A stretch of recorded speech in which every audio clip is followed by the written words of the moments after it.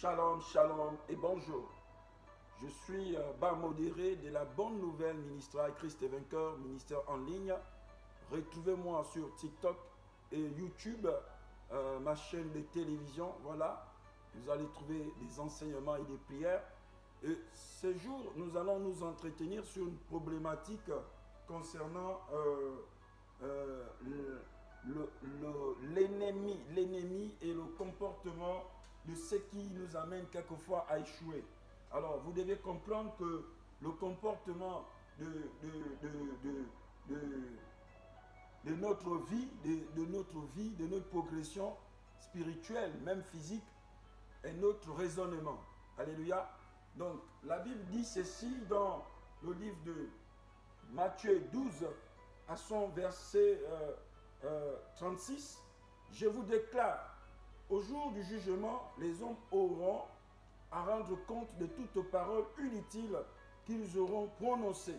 Alors Jésus est en train d'attirer l'attention de ses détracteurs. Si vous lisez plus haut, vous allez voir qu'ils l'ont accusé, qu'il chassait les démons avec Béelzébul. Et là, il les a ramenés sur une raison spécifique. Donc, tes paroles sont quelquefois bonnes, tes paroles sont quelquefois mauvaises. Et il faut savoir à quel moment on doit souvent sortir certaines paroles. En réalité, pour tout chrétien, pour tout enfant de Dieu, il n'a pas le droit de maudire dans cette nouvelle alliance parce que c'est une alliance d'amour. Voilà, souvenez-vous que dans les béatitudes de Jésus, Jésus dit qu'on devrait prier pour nos ennemis, on doit prier pour ceux qui nous persécutent, on doit prier non pas contre les hommes, mais contre les esprits méchants dans Éphésiens 6. Alléluia. Alors, au verset 37, il dit, car c'est d'après tes paroles que tu seras jugé et déclaré soit innocent, soit coupable. Donc, l'ennemi providentiel de notre vie chrétienne, même quand nous ne sommes pas chrétiens, c'est d'abord notre raisonnement, c'est-à-dire nos pensées, lesquelles les mauvaises pensées.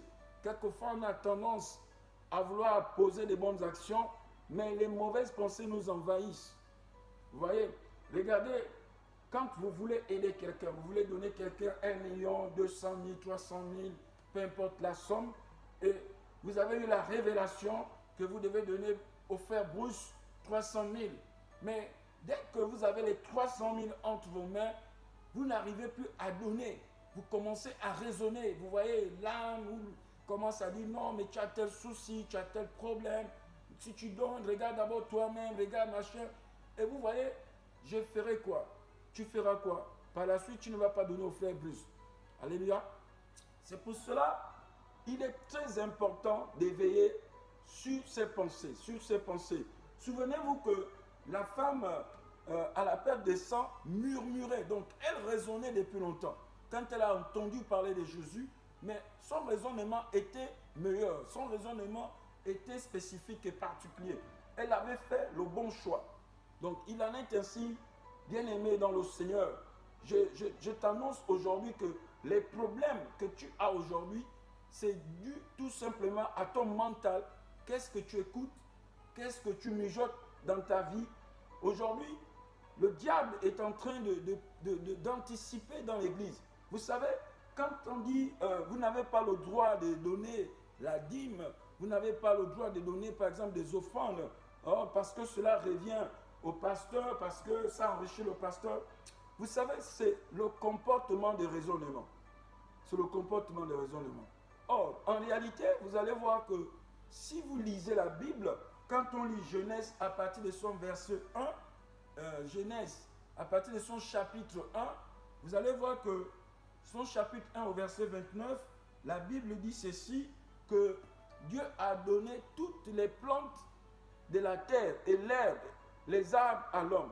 Donc, c'est pour dire quoi? C'est pour dire tout simplement ici que le principe de donner est un principe de Dieu, c'est un caractère de Dieu.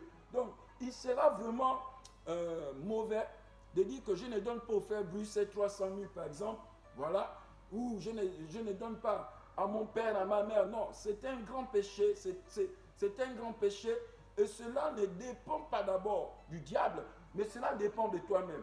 C'est pour cela que je te conseille encore, bien aimé, quand tu veux poser une action, ne demande pas conseil, ne demande pas conseil. Fais ce que ton esprit ou ton cœur t'a demandé de faire. Une fois que tu demandes conseil, en fait, tu ne pourras plus poser cette bonne action. C'est pour cela, vous allez voir, quand Abraham, Dieu va lui demander de crucifier Isaac, Abraham n'avait pas consulté sa femme. Il s'est interrogé, il s'est murmuré. Et il s'est mis en chemin. Et il s'est dit, mais c'est même Dieu qui m'a donné, qui m'a fait la promesse de cet enfant. Comment peut-il encore me demander cet enfant en sacrifice? Ok, je vais le donner. Mais je suis convaincu qu'il ne fera rien à mon enfant. Il en est ainsi aussi. Dans l'église aujourd'hui, les gens veulent le mariage, les gens veulent de l'argent, les gens veulent le travail. Mais quand les greniers sont remplis, ils ne veulent plus donner à Dieu. Ils ne veulent plus faire le service de Dieu. Ils ne veulent plus aider des frères et des sœurs dans l'église. Tu veux te marier, mais tu ne changes pas de mentalité. Tu n'es pas soumise. La Bible dit quoi toujours dans Genèse 3? La Bible dit ceci quand Dieu a prononcé les sentences. Il a dit à la femme que tu enfanteras dans les douleurs. Et tes désirs seront portés vers ton mari. Mais lui, il dominera sur toi. Alléluia. Donc, si tu ne respectes pas ce que la parole de Dieu dit, mais tu vas échouer. Les désirs, c'est quoi? Ce sont les sentiments que tu dois, les sentiments que tu as pour ton mari. Mais tes sentiments ne peuvent pas se porter vers un autre homme. Tu ne peux pas avoir, tu désires te marier ou tu es dans un mariage, tes sentiments sont divisés. Alléluia. C'est un problème. Donc, je veux te dire une chose. En ce jour encore, toi qui me regardes, toi qui m'écoutes chaque jour, que Dieu est vivant. Le Saint-Esprit, Dieu est vivant, Jésus est vivant, le Saint-Esprit est vivant. La Bible dit qu'il nous convaincra du péché, de la justice et du jugement. Donc, si tu sais que la mentalité que tu as adoptée est mauvaise, commence à changer, commence à prier, demande à Dieu de te transformer. Ils ont demandé à Jean-Baptiste, que devons-nous faire? Jean-Baptiste a tout simplement dit, changer de mentalité. Change de mentalité aujourd'hui au nom de Jésus-Christ. Que l'esprit de mauvaise mentalité soit chassé hors de ta vie au nom puissant de Jésus-Christ. Je proclame que tu reçois maintenant la bonne mentalité, celle de Jésus-Christ, par le moyen du Saint-Esprit, au nom de Jésus-Christ. Sois restauré, sois purifié, sanctifié et commence à voir les choses comme Jésus les voyait par le moyen de son Esprit Saint qui habite à toi. Gloire et louange à toi. Gloire et louange à toi, Seigneur. Toi qui vis dans tous les siècles. Amen.